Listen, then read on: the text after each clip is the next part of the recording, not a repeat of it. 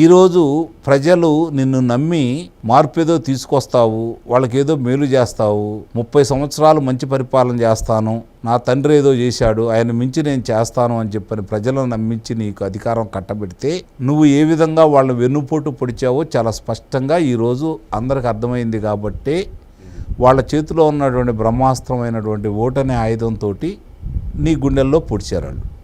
ఈరోజు పార్టీ నీది కాదు, పార్టీ శివకుమార్ది, పార్టీని లాక్కున్నావు. ఓటర్లు కాంగ్రెస్ పార్టీ వాళ్ళు, సింపతి నీ తండ్రిది. ఇవన్నీ కలిస్తే నువ్వు ముఖ్యమంత్రి అయ్యావు. ఇందుట్లో నువ్వు నీ స్వతహాగా నువ్వు చేసి ఈ రాష్ట్రానికి, ఈ ప్రజలకి, కనీసం నీ కార్యకర్తలకి, నీ నాయకులకి నా వల్ల ఈ లబ్ధి చేకూరిందని చెప్పుకోవడానికి నువ్వు తీసుకొచ్చినటువంటి పరిశ్రమలేంటి, రాష్ట్రానికి తీసుకొచ్చిన ఆదాయ వనరులేంటి, సంపద సృష్టించడానికి నువ్వు చేసిన ప్రయత్నాలేంటి.